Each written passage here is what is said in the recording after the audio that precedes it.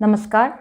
Welcome to Pradipta's Musing. Today I have come up with another book review by respected Swami Samarpanananda Ji. The name of the book is Kratu.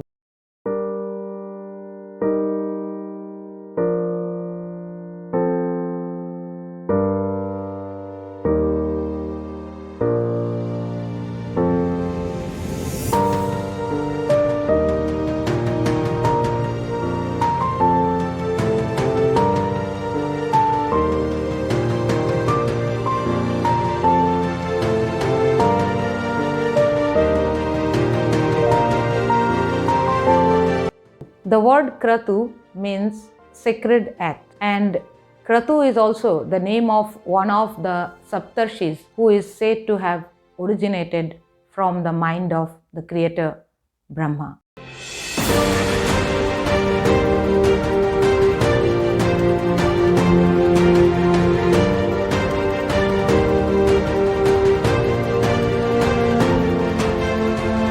The novel Krathu is a very interesting read, and I loved going through the number of tales in the book Krathu, which encompass a huge time span starting from the ancient Vedic period to the modern times. The novel starts with the central character named Krathu telling a series of never-ending tales to his younger sister Anvi at her request to explain to her the meaning of odd.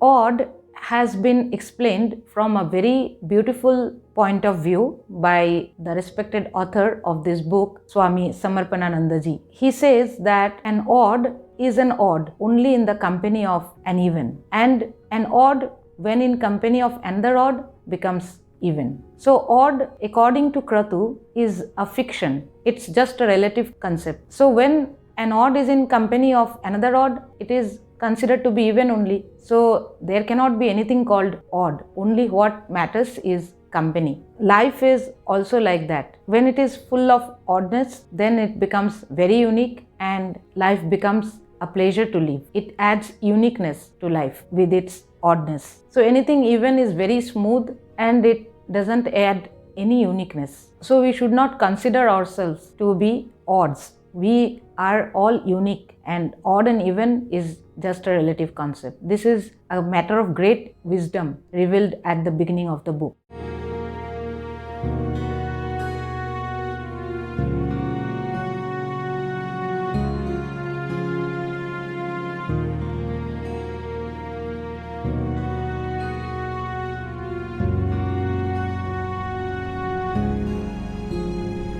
Now, the tale of Kratu, it is based on the theory of rebirth. Rebirth is a theory which has been endorsed and reiterated upon by all the Hindu scriptures. We believe on the theory of rebirth based on the theory of karma and our unfulfilled desires, which keep us moving through several births till we attain liberation or freedom from all desires. The tale of Kratu begins in the Vedic era. While being a student at the Gurukul of the Vedic seer Angi, Kratu is cursed with a burden of eternal memory for transgressing the fine line between the sacred and the secular. And in order to pay back the debt of his dear friend Ashwin, who sacrificed his life for saving him from drowning, Kratu goes through several births in search of Ashwin, and in between he meets several great personalities like ancient sages Vyasa and Valmiki, who were great poets as well.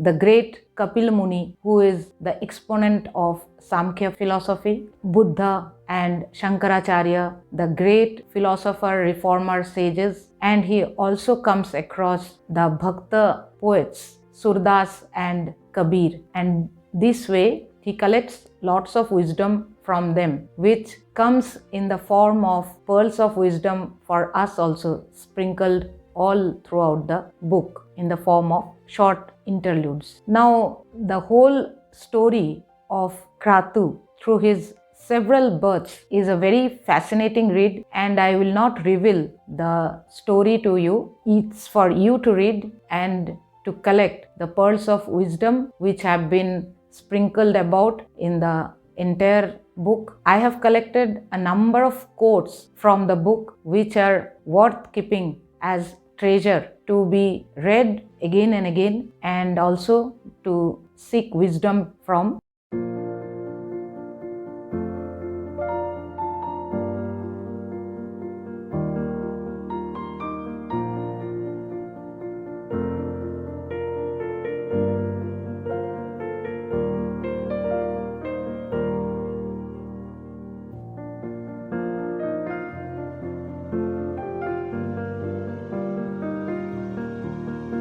A very interesting way to end the tale of Krathu has been to involve all the characters of maybe the last birth of Krathu together on a hillock, where they were all meeting, getting frustrated with the failures of life. And there Krathu shows them all the path of liberation, and himself resorts to the path of renunciation and meditation to reach his goal of liberation.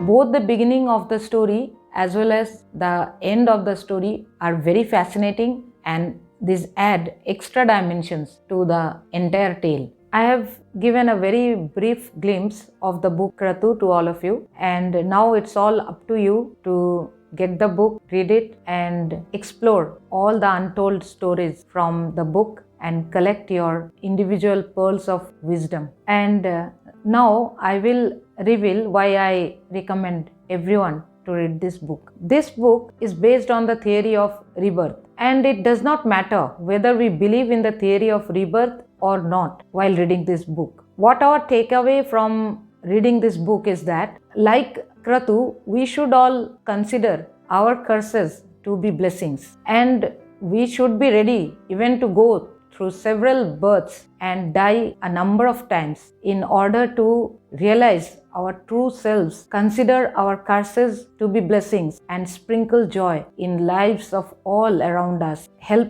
their liberation, and also seek our own liberation from all bondages and desires which create these curses and miseries.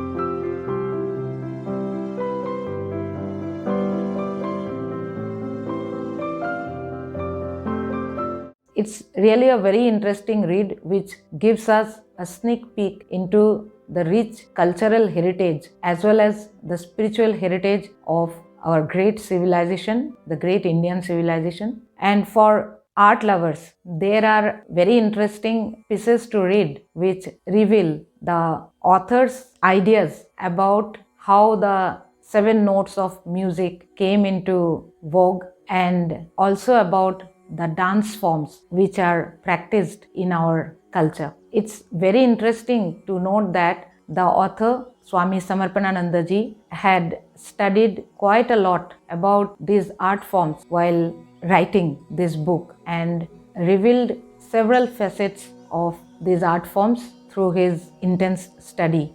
And so it will be very interesting for art lovers also to go through this book, just as it fascinated me being a Hindustani classical music vocalist. The book is really a great, interesting read, and I hope all of you will feel like reading this book after hearing this review of mine. I loved reading the book, so I shared the review with you all, and I hope I could do fair justice to the efforts put in by the author in writing this book through my humble review. It's very interesting to know that Swami Samarpanananda Ji completed this book in just a short span of 8 weeks. A marvelous deed indeed.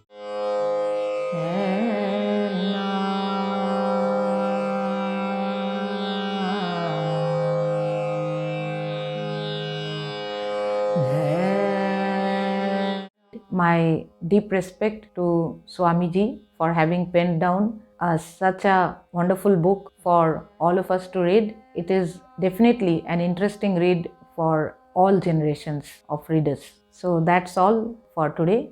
Hari Om Tat Sat, Shri Ramakrishnaarpanamastu.